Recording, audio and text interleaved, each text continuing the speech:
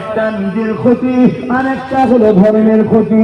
নিজের ক্ষতি যদি হয় কাবিরা গুনাহ হবে, তওবা করলে আল্লাহ মাফ করে দেবে।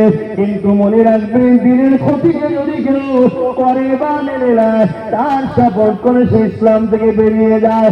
এই যুবকেরা, তরুণেরা, বাবেরা, আজ যেমন কেন্দ্রের সরকার ক্ষমতা করে একটা আইন তৈরি করেছে, যে আইনের মূল লক্ষ্য হলো মুসলমানদের মসজিদ, মুসলমানদের কবরস্থান, মুসলমানদের মাদ্রাসা, মুসলমানদের খানকা, ঈদগাহ, কোটি কোটি কোটি টাকা সম্পদ গুলোকে লুটে নিয়ে ধনীদের হাতে বিক্রি করে দেওয়া, মুসলমানদেরকে ভারতে তাদের পেশালগুলোকে মুছে দেওয়া, মুসলমানদেরকে দেশ থেকে উৎখাত করে দেওয়া, মুসলমানদেরকে মিটিয়ে দেওয়া, শেষ করে দেওয়া।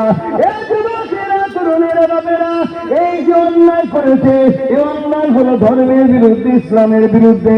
যদি তুমি ইমানদার হও, তোমার মধ্যে এই তিনটে বৈশিষ্ট্য থাকবে। কেন্দ্র সরকারের কারাকরণের বিরুদ্ধে তুমি হাত দিয়ে প্রতিরোধ করবে। যদি হাতে ক্ষমতা না থাকে, তাহলে মুখ দিয়ে প্রতিরোধ করবে। যদি মুখে প্রতিরোধ না থাকে, তাদেরকে ঘৃণা করে দূরে সরে যাবে।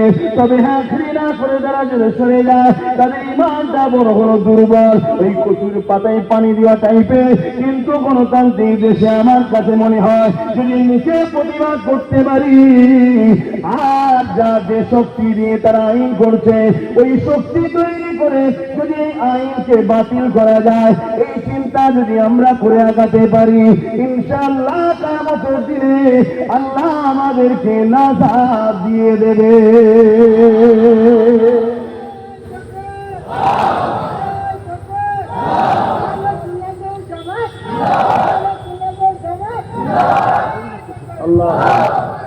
তাহলে কেন্দ্র সরকার যেটা করেছে, জুলুম না জুলুম না, অন্যায় না অন্যায় না?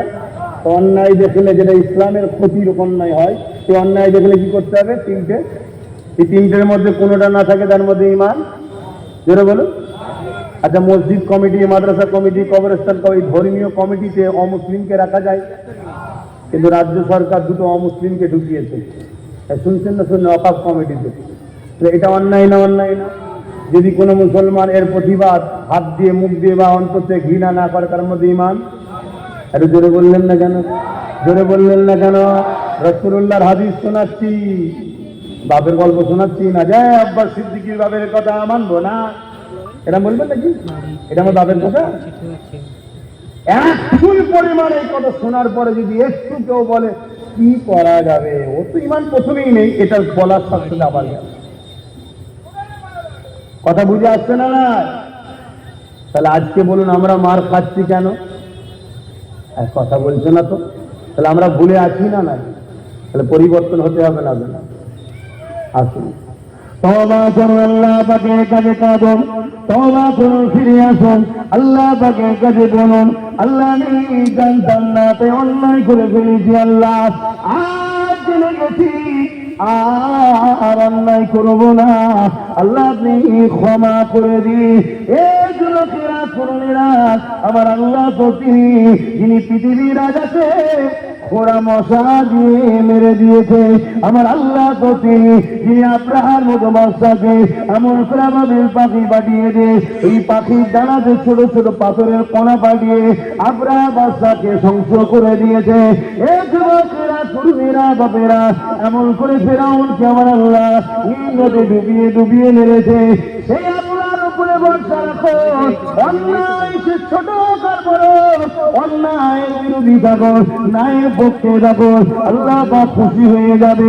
এবারে কারো যদি মনে হয়, ও ভাই জানো বাবাজি, অন্যায় বিরোধী করতে গেলে জেল খাটতে হবে, অন্যায় বিরোধী করতে গেলে মার খেতে হবে, অন্যায় বিরোধী করতে গেলে কেস খেতে হবে, অন্যায় বিরোধী করতে গেলে কাজ কাম বন্ধ হয়ে যাবে, অন্যায় বিরোধী করতে গেলে ঘর বাড়ি ভেঙে দেবে, মনে রেখে দাও, তুমি আল্লাহকে যে ভালোবাসো বলো, আল্লাহর প্রেমে যদি ইব্রাহিম নবী এক নয় হাজার বারা করে পড়তে রাজি থাকে, আল্লাহর প্রেমে যদি সাহাবা হুজুররা নিজেদের জানমাল কুরবান করতে চায়, আল্লাহর প্রেমে যদি হযরত ইমামে হোসাইন পুরো পরিবারকে কারবালায় শহীদ করাতে পারে, আল্লাহর প্রেমে যদি মুজাহিদ আল-বেসারি জালিম অত্যাচারী একবারের বিরুদ্ধে কথা বলার জন্য জেলে যেতে পারে, এই যুবকেরা যুগে যুগে জালিমরা ইমামদের উপরে জুলুম করেছে।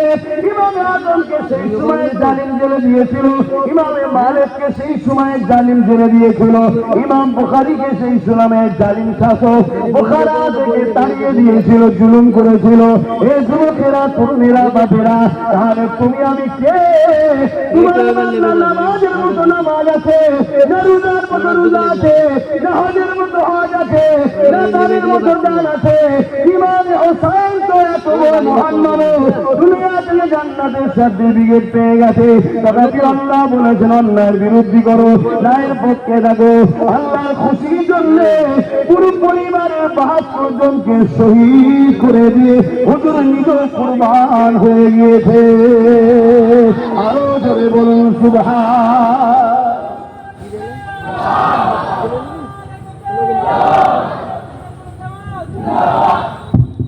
তুমি যদি অন্যায়ের বিরোধী প্রকাশ করতে নাও পারো, অন্যায়কে ঘৃণা করে দূরে থাকো, তাদেরকে সাপোর্ট করে না, এইটুকু তো খসলত তোমার থাকা দরকার।